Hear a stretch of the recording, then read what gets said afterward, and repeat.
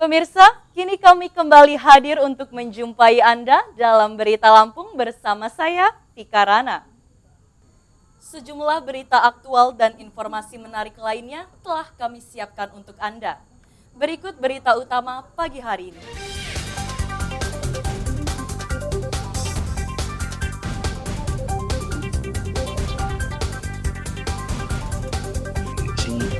Kawanan maling membobol minimarket di Lampung Timur. Pelaku masuk lewat atap dan keluar melalui jendela.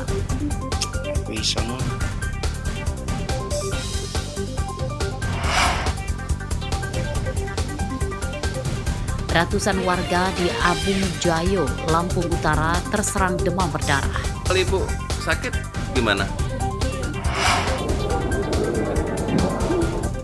Penetapan kepala daerah di 5 kabupaten ditunda karena masih dalam gugatan di Mahkamah Konstitusi.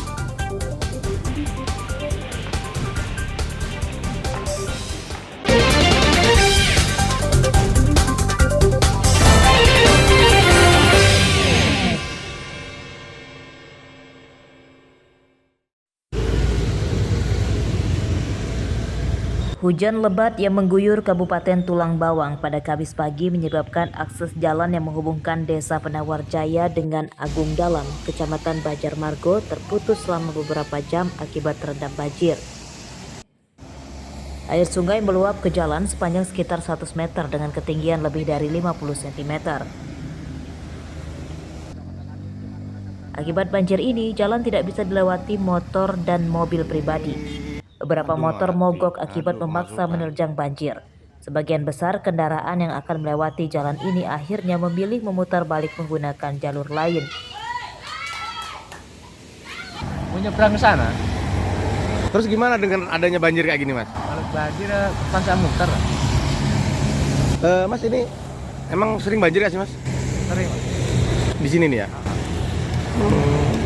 Ini hujan mulai kapan sih, Pak, nih? Tadi malam.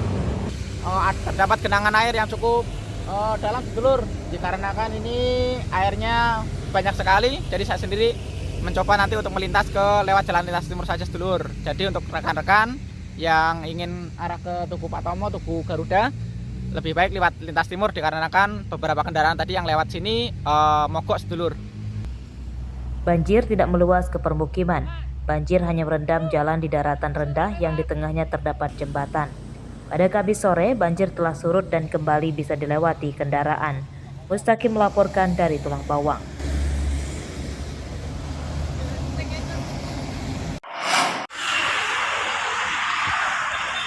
Kawanan maling menyatroni minimarket di Desa Beraja Asri, Kecamatan Waijepara, Lampung Timur.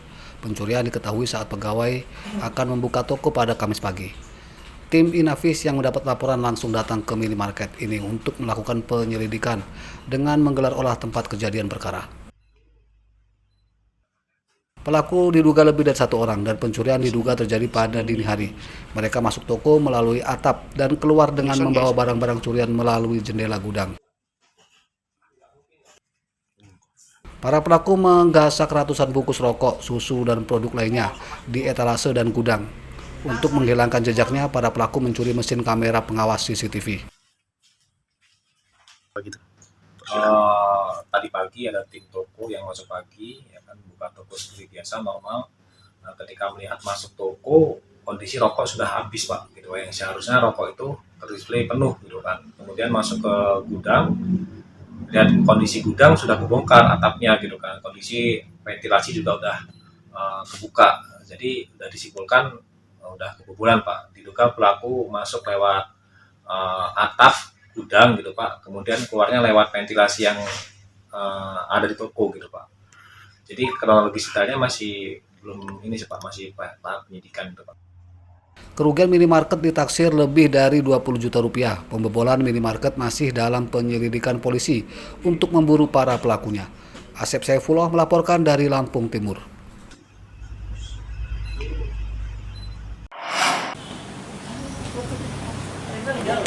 Tim penyidik Kejaksaan Tinggi Lampung Rabu siang menggeledah kantor Agraria dan Tata Ruang Badan Pertanahan Nasional atau ATR BPN Lampung.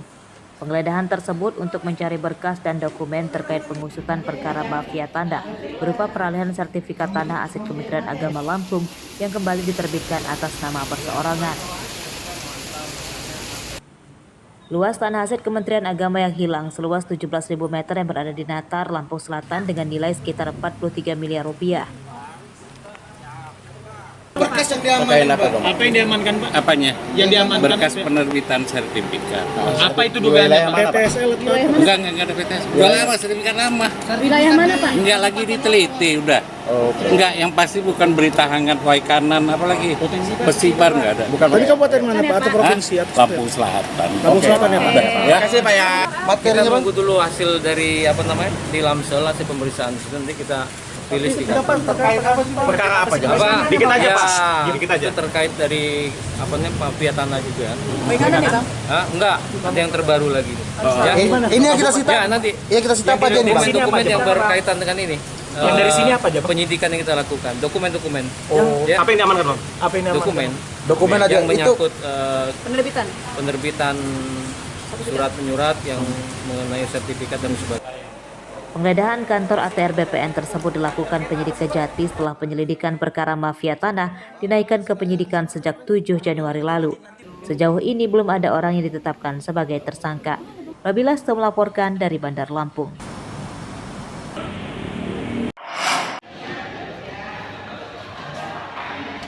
Dua terdakwa kasus korupsi proyek nasional Bendungan Marga 3 Lampung Timur, Okta Tiwi Prayatna dan Alin Setiawan disidang perdana dengan agenda pembacaan dakwaan di Pengadilan Tipikor Tanjung Karang Kamis siang.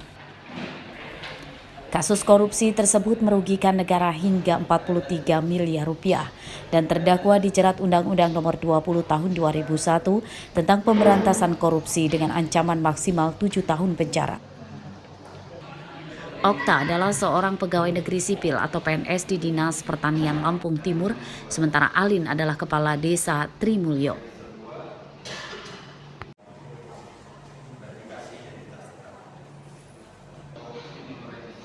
Modus terdakwa memanipulasi data ganti rugi lahan di 8 desa hingga menggelembungkan dana pada tahun 2022. Sebanyak 55 saksi dari kedua pihak akan dipanggil, namun pihak terdakwa tidak berniat mengajukan pembelaan. Perkara berdasarkan ketentuan pasal 55 ayat 2 Undang-Undang Nomor 46 Tahun 2009 tentang Pengadilan Tindak Pidana Korupsi telah melakukan atau turut serta melakukan secara melawan hukum mengakibatkan pemberian ganti kerugian oleh negara dalam pengadaan tanah Bendungan Marga 3 di Desa Trimulyo, Kecamatan Sekampung, Kabupaten Lampung Timur menjadi lebih besar dari yang seharusnya, yaitu terdakwa selaku Satuan Tugas B pada saat melakukan proses inventarisasi dan identifikasi awal. Selain kedua terdakwa, masih ada 4 tersangka yang ditangkap tapi belum disidang pada kasus korupsi mega proyek pembangunan Bendungan Marga 3 senilai 846 miliar rupiah tersebut. Mereka adalah mantan Kepala Badan Pertanahan Nasional atau BPN Lampung Timur, Ketua Pelaksana Pengadaan Tanah untuk lokasi bendungan hingga penitip tanaman. Arsadi Saputra melaporkan dari Bandar Lampung.